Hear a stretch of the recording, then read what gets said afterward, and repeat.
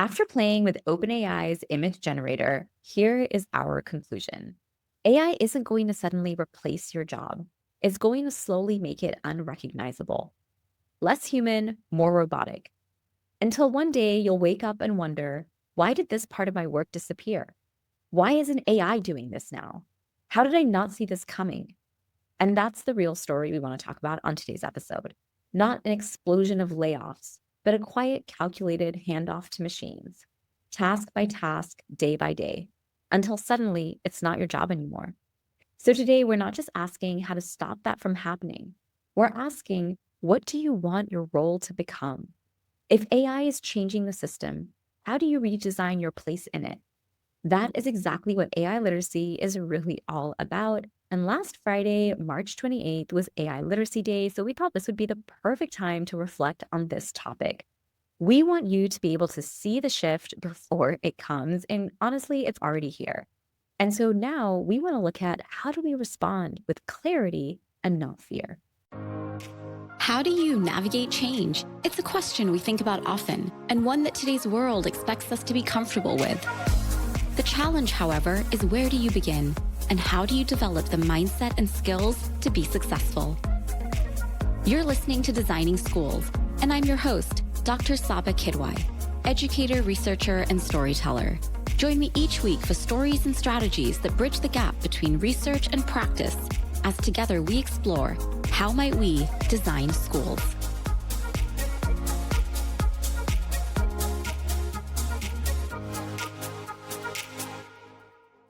On Tuesday, OpenAI released what it's calling its most advanced image generator yet. It is built right into GPT-4o, and basically they said it's capable of generating photorealistic images from a simple sentence. And one of the things that people immediately did, this is probably what became most famous, was people went in and took an image of either themselves or a different scenario and said, make this look like a Studio Ghibli film. Now, I have to say, I didn't really know what that was, but I was seeing it everywhere. And so if you don't know what it is, Studio Ghibli is basically this really popular Japanese animation studio who's known for their really beautiful, hand-drawn, emotionally rich films.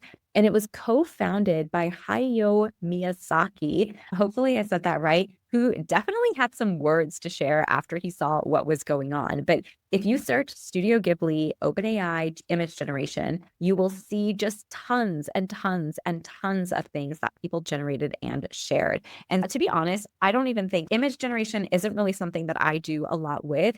And so when I started to see, though, what people were creating, I was like, this can't be. Like, I know you've done so much with images and the text and the arms, and you've messed with it. I hadn't really done it much, but I went in, okay, and here's what I did, okay? So people always ask me about my outfits. And one of the things I've always thought would be cool to do, but obviously the priority is like, I don't have the time to do this, is you know how bloggers, they make those really cute image like photos where everything's all out nicely. So anyways, I just took two really random images of myself. And it wasn't even that they were just me in an outfit. They were like back, all this stuff. And I was like, okay, I want you to create image posts for me like the bloggers do. And my shoes weren't showing. So I was like, add a pair of Valentino shoes and an Hermes bag. And I picked those two because Valentino has a very specific studs, Hermes has very specific things. And oh my goodness, in seconds, it was like, I honestly couldn't even believe what was in front of my eyes. And that was really that moment that made me be like, wow, you know, and because again, of course, people dismiss it. But if you're in design, you must have been having a panic attack seeing that come across, because it really just, to me, was probably the most clearest example we've seen so far, or at least that I've seen so far, where you get real insight into what it means for jobs. And that's where I was just, wow, people need to stop waiting for this moment where the jobs go away and realize it's going to be this very, very, very slow erosion. What did you think? Did you play with it? Yeah, I played with it, and I forget the exact prompt that I made, but I asked it for the Red Sox playing the Yankees, like batter taking a swing. It was super simple. And it made like a close-up photo as if I had front row seats of the game. And I posted these on my Facebook, and I said, great seats. And people were like, wow, that's awesome. You got these seats, right? And I mean, they're just totally generated by the ChatGPT generator, right? So you think about that stuff for marketing.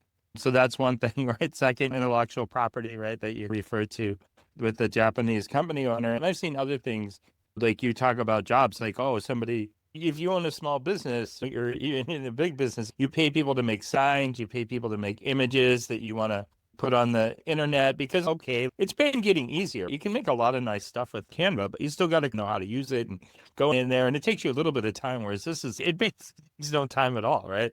So we can start to see the erosion of that. The other thing I thought of, I've been working on a blog post to unpack this a little bit more. I remember back in the old days, they taught teachers how to use PowerPoint, and they'd show you how you can get these GIFs, like Giphies on the internet, and put them on your PowerPoints. And I guess I was supposed to keep your students entertained, or at least keep you entertained while you were making the PowerPoint. Right. And I'm like, wow, this is totally next level. You have something you want to show in a science class or really any class, you can just make it. You can just make an image of it that looks just like the real thing. It's totally right there. And we can go into it later. There's some other technologies that are coming out to make these 3D, and we can talk about Sora 2, right? But you can make anything you want, and it's going to enable not just within the traditional classroom, oh, I can make these cool little things. I don't need Giphies on my PowerPoints anymore. But it also means that textbooks are just they're not going to rely on the written word so much. Like, get kiddos to be able to wave their hand and like a model of something will show up that maybe they don't understand, right? Show me a picture of the cell and it's going through mitosis or whatever, right? And the whole thing will just unfold.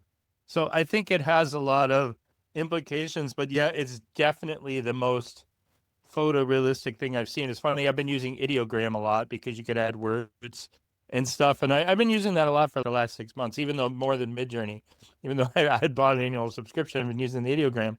And I was like, oh, wow, this is a lot better than ideogram. And then ideogram today rolled out a new release, ideogram 3. And I still think the Chat GPT is probably better, but the new ideogram is also very, very photorealistic. And I haven't played with all the controls, but you're very clearly seeing a quick escalation of the image capabilities. And it is something when people are doing presentations, they like to show because it's very visual, right? They'll say, oh, this was an image generated in July 22, before people even knew about ChatGPT. And the person has 9 arms and 3 eyes and half of a mouth. And people are still like, well, it's kind of cool. And then July 23, it was getting better, but it wasn't quite there. Now it's like, we've seen it get better and better. But this almost is Midjourney had been getting better and better. This is like a new level. They say they don't really know how to number these things. This would be a new number. This would not be Midjourney 6.7. This would be like Midjourney 8 or Midjourney 9, even though it's not Midjourney. You get the idea of what I'm saying. So I think it has a lot of implications, not just for jobs, but to go for this enhancement argument. It is a way to enhance even a traditional classroom. Even if you're using a textbook, now maybe that textbook becomes multimodal. It obviously can do a lot for online tutoring, like homeschooling, building out virtual worlds. So you can see a little bit of the foundation of that. It's pretty impressive. It's shocking. And as Ethan Mullock likes to say, just the stuff we have now, we take those and integrate them into the economy. We have a lot of stuff to play with. And now we have a new thing to play with. So Totally, totally. I mean, that's the thing, right? When it comes to opportunity, the people who are going to see this, I thought about that's why I use the blogger example, because I always go back to the creator economy. And if you can understand how to create value, or even just I think it was Greg Eisenberg the other day who was like, we used to say ideas are cheap. It's all about execution. But he was like, that has totally flipped in the age of AI. It's all about ideas now, and execution has become easy. And so if you're somebody who was sitting around saying, oh, I wish I was able to create these product shots from my but you didn't have right.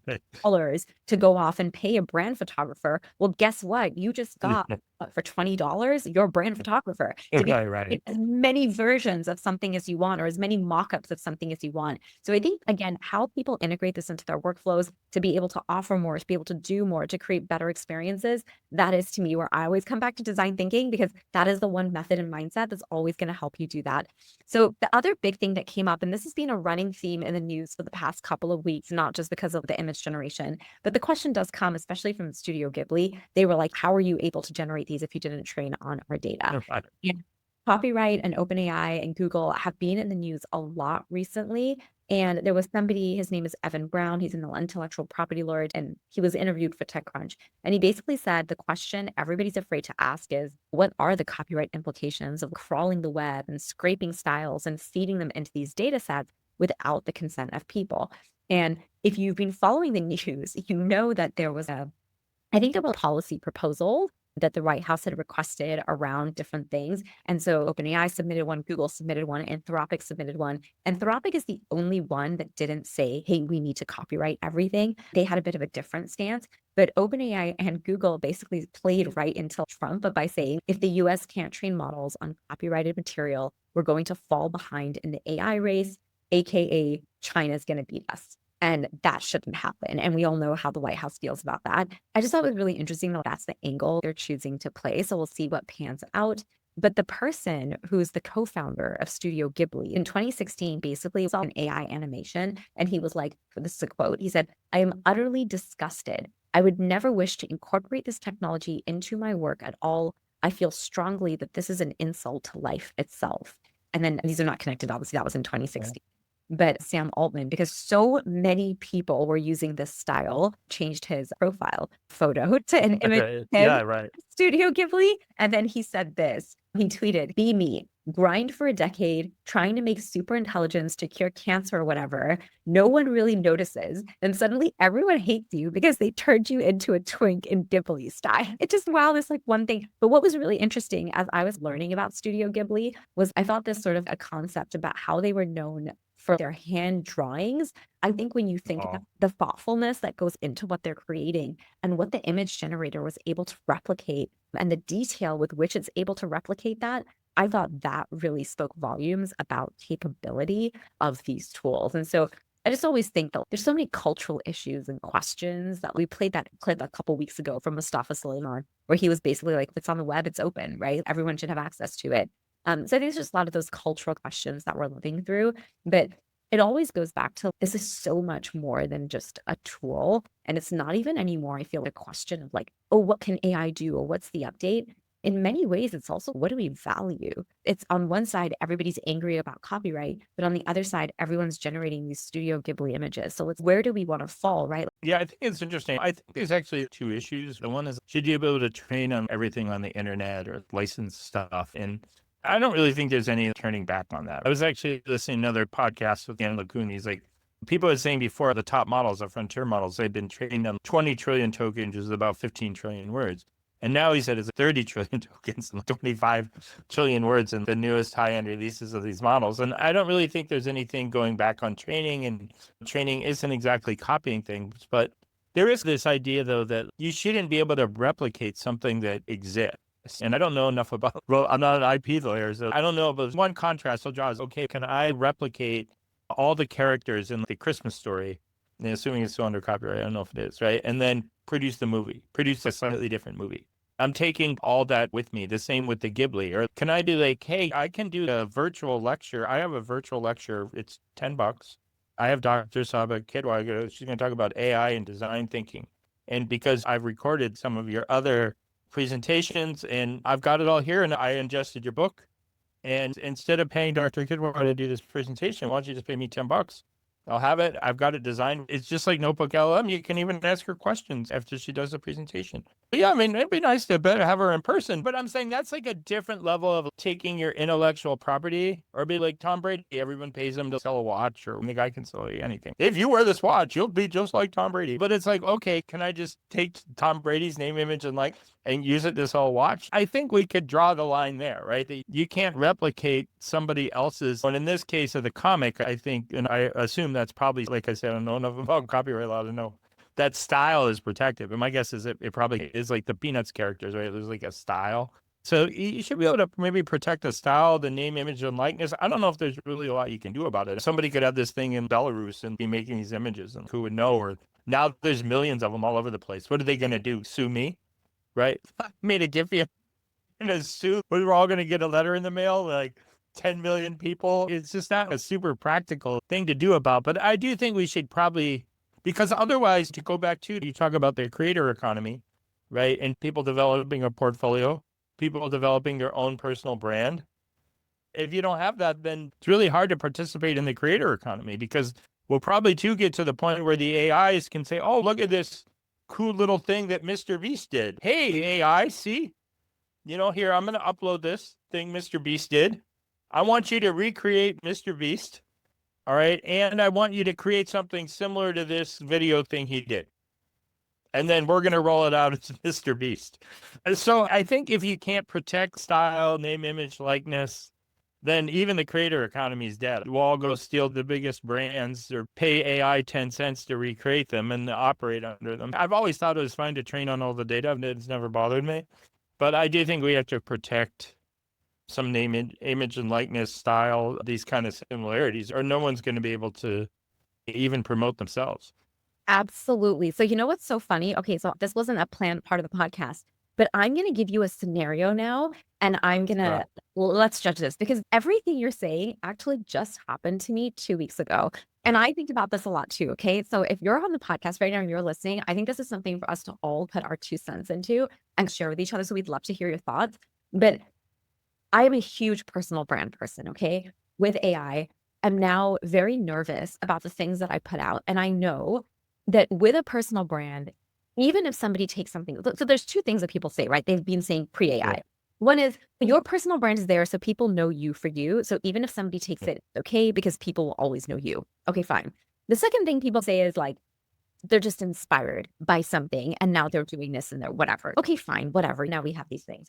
But one of the things, and this is why I always go back to why I don't like traffic lights and why I think how we define integrity really matters, because here's what happened to me. So I put out my first free product, okay, which is basically the AI skills course, right, around wise decision making, literally on this topic. And I put it out for free because I really believe every single person should turn the tide on cheating. And I think this 30-minute experience really helps you do it. Anyone can facilitate it. Anyone can do it. It's amazing. Anyways, I hosted a webinar. And in the webinar, I walked people through my scenario approach. Okay. Now, I am very aware scenarios are not a new thing. Okay. Scenarios have been around. However, my approach in using scenarios to talk to kids about academic integrity and having this thing had a very specific structure, very specific style, very specific conversational lens to it. There was a person, and you know them, and I'm sure many people listening know them, literally took the entire concept, changed it up slightly, and posted it as their own. So I commented on his LinkedIn and I was like, that looks familiar. And he's like, oh, I'm so sorry. I was supposed to cite you and I forgot. Goes into the comments and is basically like, oh, I attended a webinar by Dr. Sabba and I was really inspired by hers. And this is where the scenarios came from. Okay, whatever. I didn't respond. I was just being silly.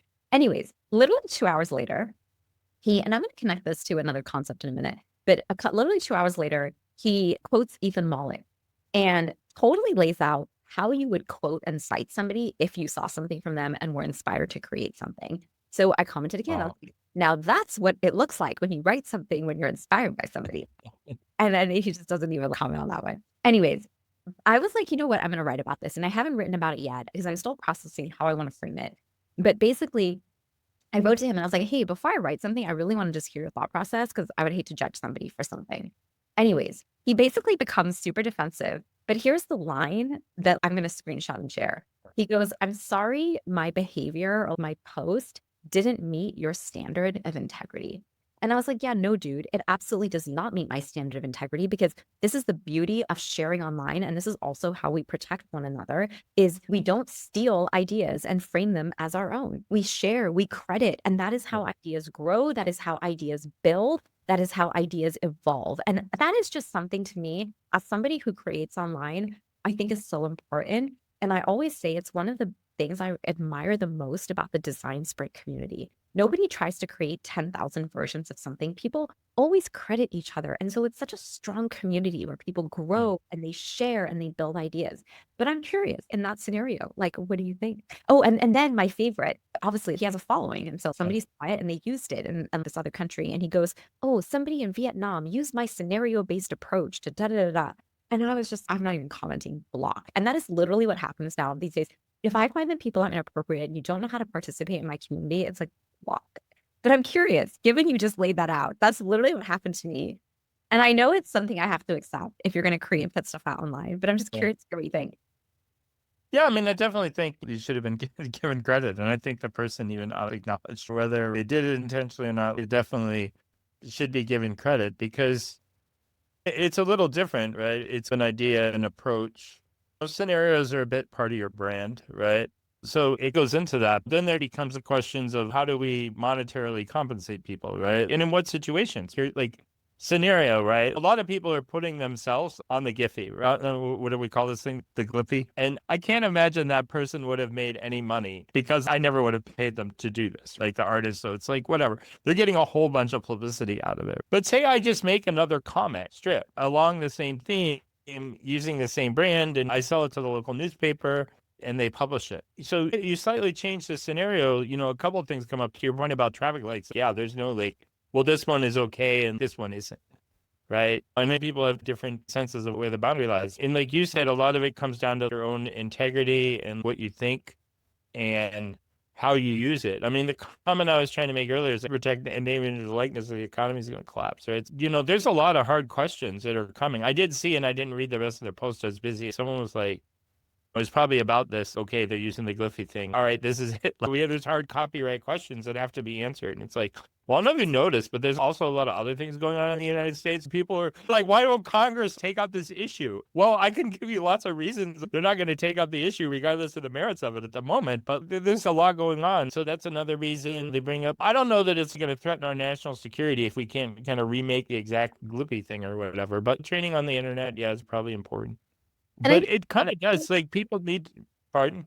No, I was just going to say that it's really easy to take this kind of issue. And this is why I struggle with writing about these things, because it's really easy to take something like this and be like, oh, that's petty. So everyone uses scenarios. And it's when it comes to these conversations, we need to zoom out more because like what you said about, well, no one's going to create, we already see the rise of AI influencers, right? Flooding the internet, doing all kinds of things, Yeah, right. good and bad. And I think one of the worst, there are just so many benefits to online communities. And I think one of the things we are going to start to see in the next few years is this retreat behind closed doors, where I don't even want to be on the internet anymore because just the things I see around people who share LinkedIn comments and how corrupted those have become. I don't know what's real anymore. I don't know what's not. Everybody kind of retreating now into small silos is probably not the greatest thing. I'm sure there are many benefits to it, but it's just protecting these spaces really matters. And how we protect them begins with having shared definitions. Like the government's not going to come up with one. So communities be the ones to do, what do we mean by integrity? What do we mean by when is it crossing the line? Like that's what we say and ask in the scenarios, is this crossing the line? And I think that's just an important conversation to be having on a regular basis, because if we don't, then everyone's line is just going to look really different. And we're all going to be walking around with completely different opinions about what's okay and what's not okay with these tools. I think in there also has to be an element of trust. Like you talked about that. You don't really know what's real and what's not real. There's I was just getting the name of the bank on the quantum computing came out. There's huge advance in quantum computing and JP Morgan. Yeah, it's actually done by a bank, which makes sense, right? They want to use these technologies for trading and stuff. So that's where the development came out of. But someone posted it on LinkedIn and they put the CEO of the bank and some of the other people, they made a Gliffy image. And it says JP Morgan makes huge quantum breakthrough. And I was like, this is a joke? Because it was in the Gliffy image, right? But I'm like, a bank could do this just because that's what they want to use these technologies. I was like, it could be. I didn't know if it was real or not. I've started to experience that with other things. I used to have a pretty good sense of what was real and what was not. I remember when that fake news, people just started publishing lies in the 2016 election cycle. There was a story, it's Hillary Clinton shoots homeless man. And I was like, regardless of what you think of Hillary Clinton, she wouldn't do that right now because she's running for president. So I knew that was just obviously a lie, okay? It didn't make any sense. But now I'm starting to see things on the line. I'm like, is this real or not? I had no idea. I went and found some other news stories. It turns out that it was true. But just because they used that Glimpy thing, I didn't know. And that's another issue, obviously, we haven't talked about with the images. These are so photorealistic. There's really no way to... Even like in the baseball, like I was saying, I was really trying, was the hand turned the right way? And that's more than most people are going to look at a photo. I remember there's other things when these Mid-Journey got a little bit better. There was funny pictures of the Pope going around in some super expensive car, Trump looking funny. But now it's just way, way beyond that. So if you don't have kind of integrity, if you don't respect other people, all kind of crazy things can happen. It's really getting, people talk about AI safety. It's not just about, is AI going to turn into a monster? How are we going to interact and interrelate? With these technologies, and we no idea what we're seeing is true or false. That kind of brings up on the Thora 2 image generator. I mean, it's still not quite there, but just really more on the physics. In the video generator. Yeah, Sora 2 is a video generator from ChatGPT, and it's just a whole new level. People thought Sora was good. I generated a little video like George Washington walking around a camp, and it was really good. It did a weird thing where he just flipped, because one of the things that video things still struggle with a bit is physics, right? Because they really started training on more videos, more real world interactions, which we're going to really accelerate as we have more humanoid and general robotics, because they'll be able to train on all those interactions. So some of the first Sora videos that came out, somebody'd walk up the steps, but one of their feet would be inside the stairs. So people would be like, the physics doesn't really work. So he did this weird move. He spun around like he was on the dance floor or something like that. I'm like, what's going on here? Yeah, that's like super impressive. And the same thing, teachers can make cool videos. And some people say, I think it makes a good point. All the kids get engaged. It's a novelty. And they probably see that stuff on TikTok. So they're okay, a fake George Washington, the big whip. Do you think me to run down the hallway to get to history class because the teacher has a fake AI George Washington? No, probably not. Right. But it does kind of create immersive environments, just kind of really people don't understand. People say, oh, some people, they're auditory learners or they're visual learners or they're better with reading. I was talking about that earlier, like the multimodal textbook. You want to watch a movie about, you could just watch a movie about like Unit 9 in your textbook. A lot of kids would probably actually pay attention maybe and learn that. Some would rather just read it. Okay, they can read it. Someone else can like toss it in like an audio podcast and listen to it when they're walking down the street. Some kid who wants to get 101 on the test will do all those. So I think it's just really opening so many doors. So while we sit here on this podcast and obviously all the internet debating copyright and all these different things, at the end of the day, these AI models are just getting better and better and better. And just today, we should actually start saying when we record this. So we're recording this on Thursday, March 27 at 7 p.m. And today, this is what they released. They said, we've made improvements to GPT 4.0. It now feels more intuitive, creative, and collaborative with enhanced instruction following, smarter coding capabilities, and a clearer communication style. They really should have said a dominating communication. I feel it was very, very, very dominating. It said it's smarter problem solving in STEM and coding. We have further improved its capability to tackle complex technical and coding problems. It now generates cleaner, simpler front-end code more accurately thanks to existing code to identify changes, and consistently produces coding outputs that compile and run, streamlining your workflows. And then they kind of go on and on with a couple of other things. But I thought this was really interesting. They said early testers say that the model seems to better understand the implied intent behind their prompts, especially when it comes to creative and collaborative tasks. It's also more concise and clear. And this was funny, less emojis. So I just think it's really interesting that at the end of the day, these models are just rapidly increasing in technicality. And I think we say this every single week. We just don't really see the conversation happening in spaces with people going at the same pace and how we would like, or how I think we would hope to see things. And so there was a really good study that came out this past week as well. It was a study from Harvard-Wharton with Procter and Gamble. And basically what they did was they looked at about 770 employees, and they gave them very, very specific product innovation type tasks. So these are like, a lot of studies kind of like very generalized and what the work training, all those ones. This was very specific in the type of tasks and things like that they did. And they basically split people into 4 different groups. So you had people who were just by themselves. You had people who were in teams. Okay, so people by themselves and people in teams. And then you had people by themselves with AI and people in teams with AI. So the 4 different groups. And basically what happened is the people who were by themselves and AI, okay, so me and AI, performed just as well as entire human teams with no AI. But I'm like, say that again, because I really think it was wild. Basically, one person and their AI was the same as a whole team of people with no AI. And this is where it got even more interesting. The team, so this is now the human teams with AI, didn't just do better. They also generated more creative ideas, and not only just ideas, viable ideas, they said, that could actually move forward. And one of the things they thought was really interesting, and anybody who is anybody knows this frustration, work is cross-functional, right? Everything we do crosses multiple other departments.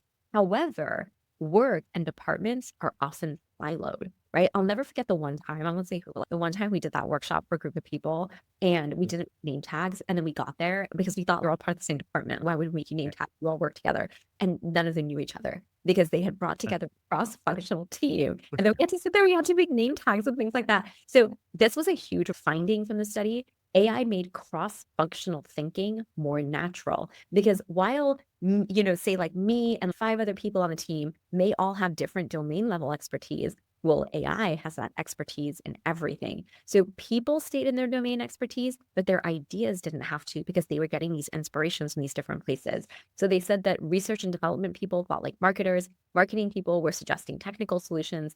And then the one that I think was most interesting was because work was getting better, right? These frustrations that we experience when we have to work with cross-functional teams and emails and this and all these other meetings, they said basically emotional outcomes improved as well for people working with AI.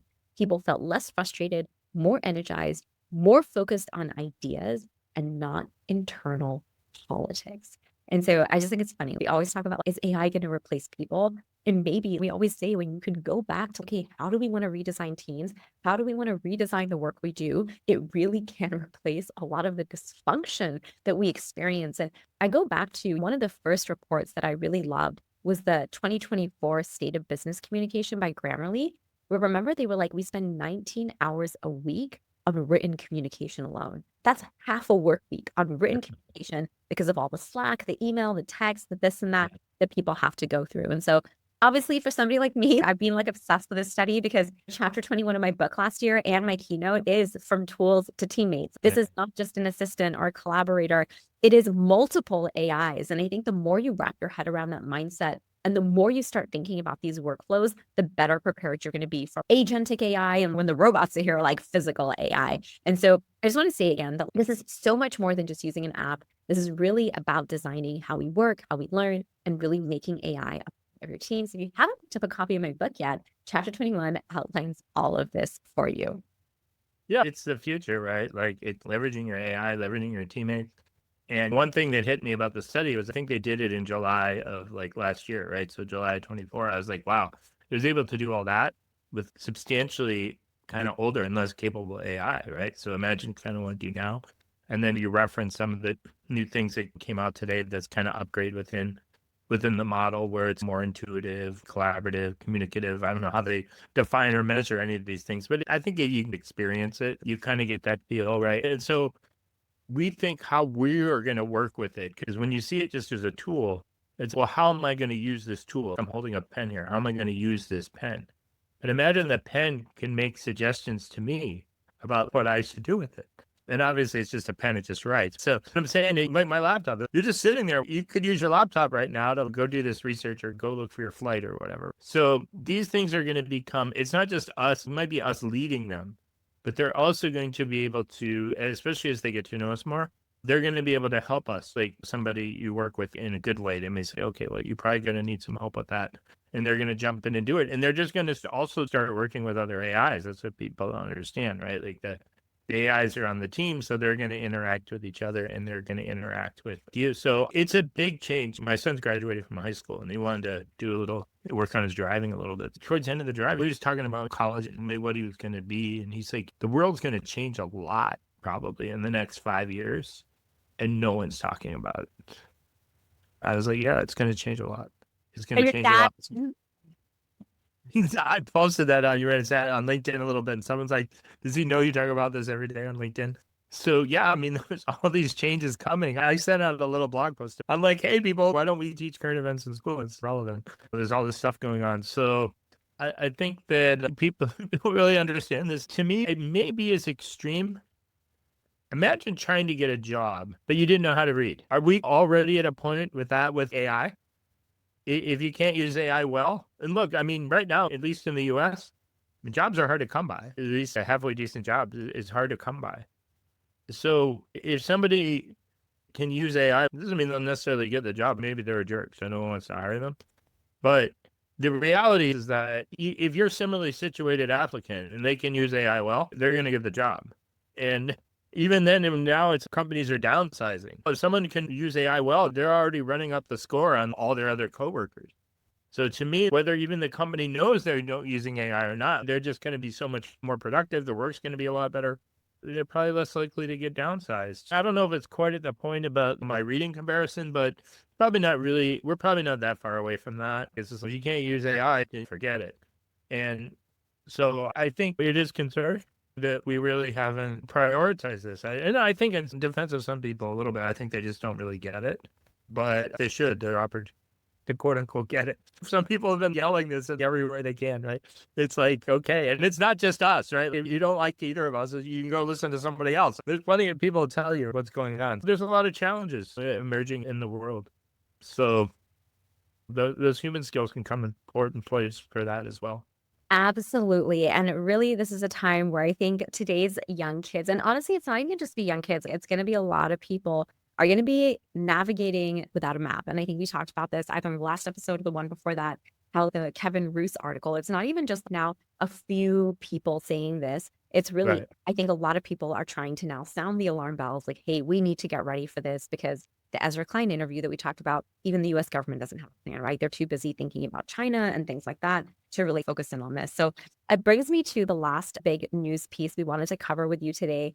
And that was an interview that Sam Altman did on the platform called, or like a blog or somebody's, Ben Thompson, I think it is, Stratechery. And Sam Altman's interview basically blew up his blog. And it is a paid subscription to get access. But he was like, I don't want a bunch of people subscribing just for this one interview. He's like, that's not fair. So basically, he made the text version of the interview free. So if you want, you can go in and read it. But I'm going to share some of the highlights from it when I was listening. So basically, what it was, I think the first really big one, especially because so we haven't really talked about this, and we can do this on another episode. But, OpenAI did start off as a research lab, right? Like a profit research lab. And the big kind of announcement he sort of made was that, oh, whoops, we became a consumer tech company. Didn't plan for it, but whoops, that's what we did. So he said, what I wanted was to get to run an AGI research lab. I did not think I was signing up to have to run a big consumer internet company. And I think that just I know people have all kinds of thoughts about Sam Altman, but one of the things that I personally have appreciated in following him, listening to his interviews, reading his blogs, is his vulnerability. And I think a lot of people feel people who do this must have everything figured out and they have all the answers and they have all these malicious intentions of things they're trying to do. And maybe they do, maybe they don't. I don't know. But what I do know is he shows up consistently with vulnerability. I didn't expect this. I didn't know this. This just happened. Here's what I'm thinking. I feel like he has a real consistency in doing that. And so I feel like people could listen to this and take this one of two ways. But I can definitely see a world where, yeah, we started as a research lab. We didn't actually think we were going to get here. Or maybe we did, but like we didn't really think about what would happen when we did. And now all of a sudden you are. I definitely think that is something that is very real. But it really just more importantly, instead of worrying about Sam Altman, worry about yourself. Worry about like how fast things are moving, how quickly your role, your business, and your team could change and evolve, both for good or for bad. And this is really, again, time to panic or be fearful, but really leverage that design thinking mindset and be able to and think about what comes next. I always like the research lab thing makes me laugh because Musk sued him, right? And it was like, this is supposed to be a nonprofit. Dude, people thought you were a car salesman. You just took over the government. You didn't even run. You just got fiated in as the vice president. Okay, so what's worse? They went from a profit to a nonprofit to a profit. You went from some guy on the side who gave out some money to the vice president or president of the United States. So everything just changes so fastly because it's totally unpredictable. Nobody would have thought of that. Could you imagine if Biden had won the election? He'd been like, hey, I'm getting a little old. So my buddy here, Barack, he's going to be a special government employee and he's going to actually run a place. We don't really know. Everything's just changing really fast and you just got to keep up with it. It's a roller coaster, but it's exciting. No, totally. That's a great, great, great analogy. But one of the ththings I thought was really interesting going around back to being prepared for the unexpected is they asked him, what would you tell young people today? So he had what he was called like a high school senior. And he said, the obvious tactical thing is just get really good at using AI tools. But more importantly, cultivate resilience, adaptability, and figure out what other people need. Learn to be useful. And if you have ever heard me talk about Seth Godin's linchpin and my 2010 moment, that really was a 180 for me. That was what he said. The same thing that was true 20 years ago is the exact same thing that's going to be true today. It's the exact same thing that's going to be true 20 years from now. It has been throughout human history. And that is, can you understand what people need, even if they don't know it themselves? Learn to be useful, figure out what other people need. And that is literally stage one of the design thinking process, which is empathy. And empathy is what is going to help you be able to figure out what it is other people need and what it is that you then can go on to create. So I thought this was just really awesome. That's the advice that he's giving kids. This is why design thinking really matters. This isn't like, oh, this is what we should be doing in the future in 2030, 2040. No, this is what we need to be doing right now in this moment. And that really brings us back to what AI literacy we believe is all about, not just about technology, not just about becoming good at prompting. Yes, those things matter, but it's really about that self-awareness, that being able to create, design, add value. And so if there's really anything we hope you take from this week's episode, it's that AI literacy with design thinking is really how you take back human agency. It's what's going to empower you to be that person who sees things that other people don't. And if that is something that you are interested in learning more about, I am going to share a link in the show notes to our new cohort model called the AI Power Circle. This is really a chance for you to come together with your leadership team to be able to look at what does it mean to build and work alongside AI as a teammate. So for the past couple of years, we've been doing the AI as a teammate keynotes, and we've been doing workshops and doing more private kind of year-long partnerships. We've now packaged up everything we've learned. The tools are better. We can move much faster. And in just a few months, your entire leadership team can really design a strategy, not just for, okay, how do we help people learn AI, but no, what does it mean to create and learn and lead in a future where we're getting close to AGI in some ways. I agree. Sometimes we just agree. I mean, there's enough areas of disagreement. To start with the design thinking, I was talking to a business person the other day who does some AI trainings, and he broke down these categories of people. He's like, there's academics. Their job is to complain about AI and to try to get paid to learn about AI. He's like, I've never been in a business where I had people just say, I'll learn something if you pay me. So he was complaining about that. And then he said, politicians' job is to talk about the problem and to get you to give them money to talk about the problem, but never really solve it. And he said, a business person, they have to solve people's problems because that's the only way they're going to make money. No one's going to pay a business person to not solve their problems. So he's like, that's one thing that hasn't changed. AI or no AI, business people are going to make money. They're going to keep solving problems, and they're going to use AI to help people solve problems. And he told me about some interesting things he was doing to use AI to help people to get them think about their problems. And they were really, really basic, like really basic. And I was like, wow, that's impressive. You're getting her to, it was more like he'd had them write out their thoughts on the issue, and then they would have AI give them feedback on it. So, wow. Well, with that, let's hope that you are bringing a higher level of AI literacy. Right.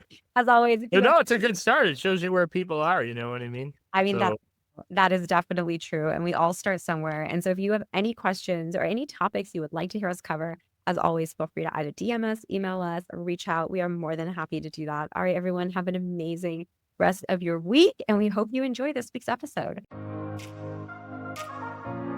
It's your turn to join the conversation by sharing what you enjoyed or what questions you have. In a world where time and attention are so valuable, thank you for choosing to listen and for being a part of our Designing Schools community.